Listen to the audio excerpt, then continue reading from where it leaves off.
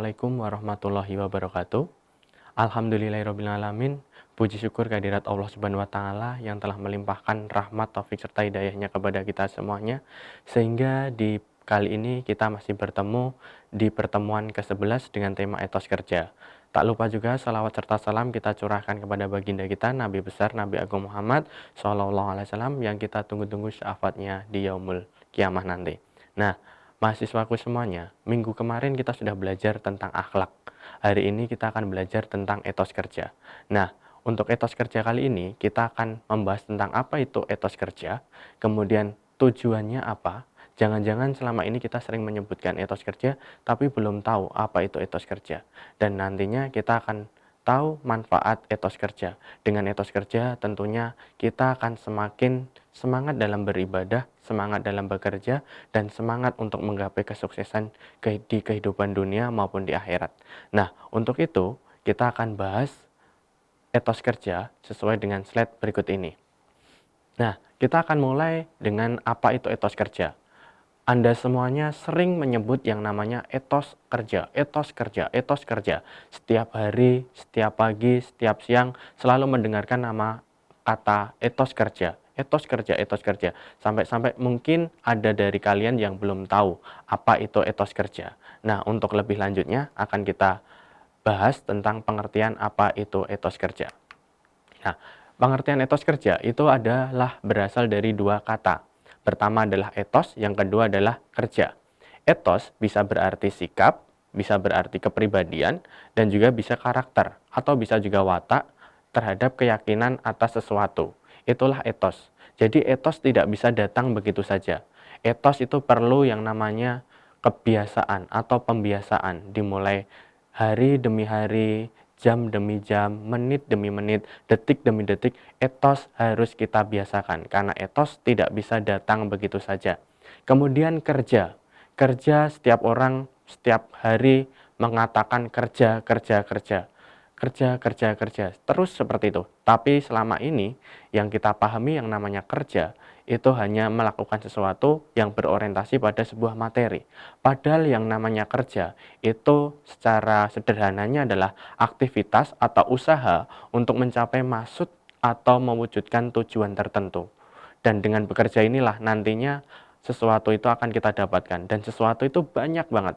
Bisa materi, dan materi itu bisa uang, gaji kalau orang bekerja di dunia perusahaan, terus bisa upah kalau orang yang bekerja sebagai tukang batu, terus kalau orang berdagang bisa mendapatkan uang dari hasil jual belinya. Itulah kerja yang kiranya mendapatkan sesuatu dari materi. Tapi kerja yang harus kita pahami tidak hanya yang menghasilkan materi saja. Yang namanya kerja, belajar itu juga bekerja, menulis, membaca itu adalah kerja. Makanya etos kerja bagi umat muslim, bagi kita semuanya adalah penting. Setiap hari kita harus giat belajar, giat bekerja, dan juga giat membaca. Karena kita mahasiswa, tuntutan kita harus membaca, berdiskusi, belajar, belajar, dan belajar. Karena dengan beretos kerja, kita akan menjadi orang muslim yang siap untuk sukses di dunia maupun di akhirat. Etos kerja kita selesai, pengertian kita selesai. Selanjutnya kita akan bahas tentang dalil tentang etos kerja. Banyak sekali ayat-ayat Al-Quran yang dapat memotivasi kita. Tapi kali ini saya akan mengutip dari Quran surat Al-Insyirah ayat 7 dan 8, yaitu fa'idha farokta fansob wa ila robika fargob. Artinya apa? Maka apabila kamu telah selesai dari sesuatu urusan, kerjakanlah dengan sungguh-sungguh urusan yang lain. Apa maksud dari arti surat Al-Insyirah ayat 7 ini?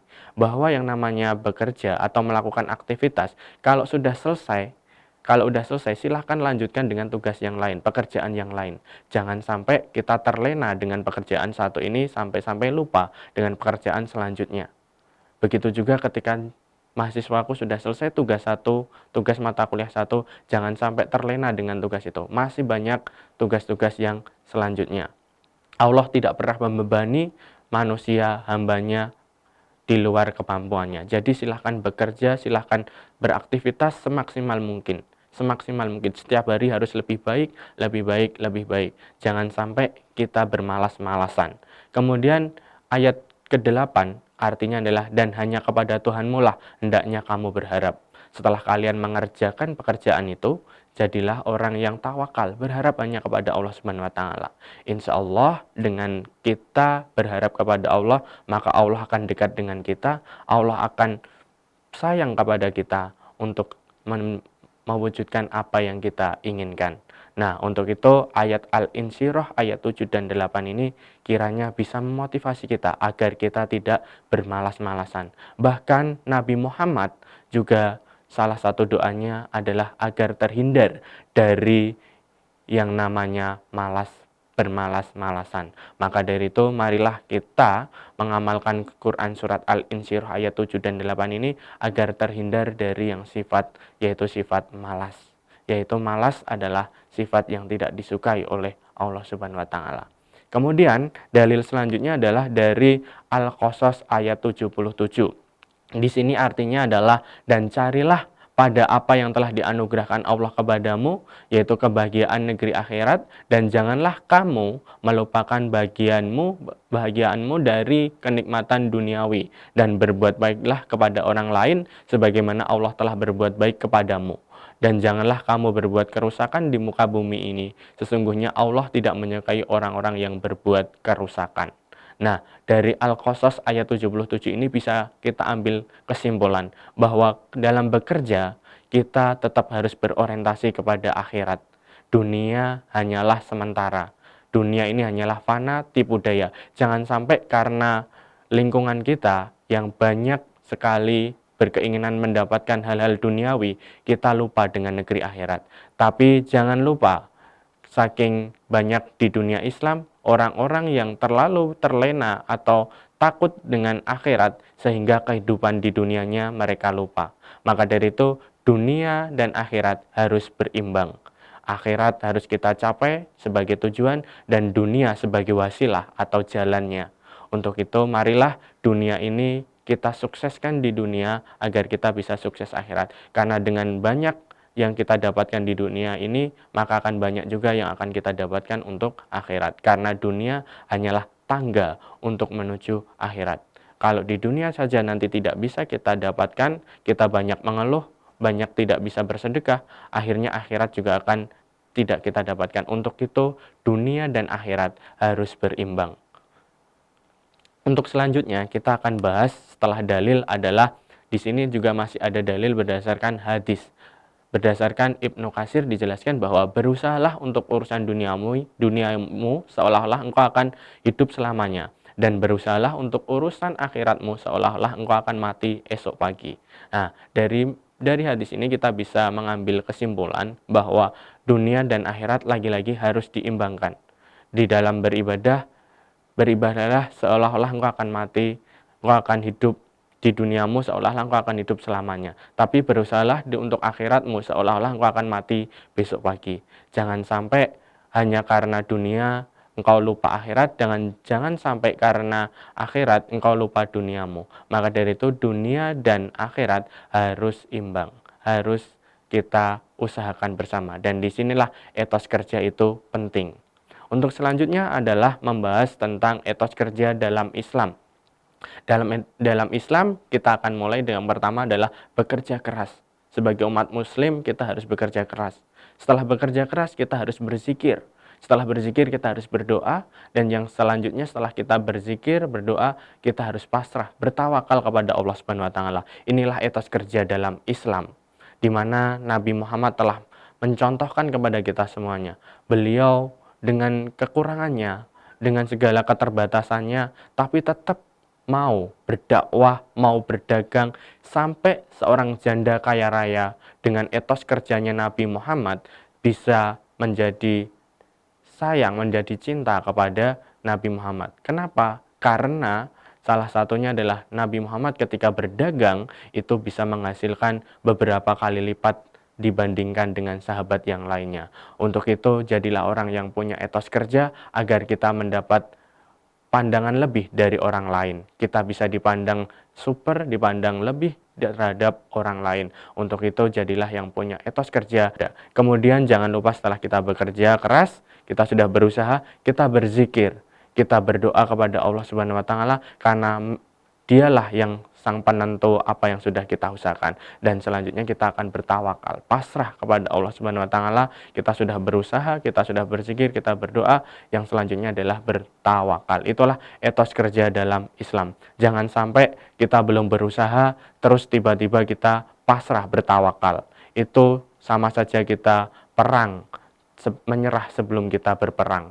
Artinya kita banyak sekali mempersiapkan untuk membayangkan kebahagiaan kita, membayangkan kemenangan kita, tapi kita tidak pernah mau berperang. Untuk itu kita harus siapkan senjata mulai sekarang, kita siap berperang, dan akhirnya nanti kita berdoa agar perang kita dimenangkan, dan endingnya akhirnya kita bisa menjadi seorang yang pemenang, atau orang yang beruntung. Itulah etos kerja dalam Islam. Selanjutnya adalah ciri-ciri manusia yang punya etos kerja. Ciri-ciri pribadi yang memiliki etos kerja Islami adalah pertama, memiliki moralitas yang bersih. Kenapa? Karena orang Islam ketika kita punya etos kerja, semangat bekerja, itu menunjukkan dirinya punya jiwa, punya moral yang tentunya salah satunya adalah berbuat kebaikan. Dan di situ terejawantahkan dalam berperilaku dengan bersih. Kemudian terbiasa dengan kejujuran. Orang yang punya etos kerja bisa atau terbiasa dengan kejujuran, karena hanya orang-orang jujurlah yang selama ini selalu berada di lingkungan kita, dan merekalah yang terbiasa dengan etos kerja. Kemudian orang yang beretos kerja adalah orang yang memiliki komitmen. Kemudian yang keempat adalah istiqomah dan kuat pendirian, dan yang kelima yang tentunya terlihat sekali orang yang punya etos kerja adalah orang yang berdisiplin. Kemudian yang keenam adalah pantang menyerah dan berani menghadapi tantangan. Dan yang ketujuh, memiliki sikap percaya diri. Yang kedelapan, orang yang kreatif. Yang kesembilan, memiliki harga diri. Yang kesepuluh, memiliki jiwa kepemimpinan. Yang kesebelas, berorientasi masa depan. Yang kedua belas, berkeinginan untuk mandiri. Dan yang ketiga belas, kecanduan belajar dan harus mencari ilmu. Jadi orang yang etos kerja intinya adalah orang yang pengen menambah wawasan, menambah pengalaman, karena dia haus akan ilmu, haus akan pengetahuan, haus akan pengalaman-pengalaman yang positif. Maka dari itu orang yang punya etos kerja, setiap langkahnya, setiap tutur katanya, setiap aktivitasnya selalu tercermin bahwa dia selalu semangat, dia selalu punya value dalam berkehidupan, karena dia sadar bahwa dalam kehidupan ini layaknya seperti roda. Ketika berhenti, maka kita akan terlindas oleh roda itu. Untuk itu, jadilah mahasiswa yang punya etos kerja dan siap untuk berkompetisi di era milenial ini. Kalian mahasiswa-mahasiswa harus siap untuk menghadapi tantangan-tantangan ke depan.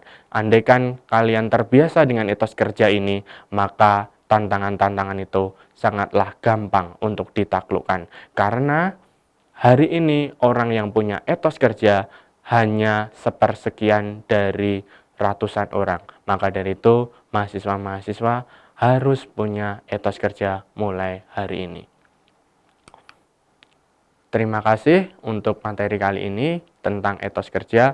Mudah-mudahan dapat bermanfaat dan kita senantiasa selalu dalam lindungannya, dan kita dalam segala aktivitas kita selalu tercermin etos kerja. Sekian dari saya, kurang lebihnya mohon maaf. Wabillahi taufiq wal hidayah. Wassalamualaikum warahmatullahi wabarakatuh.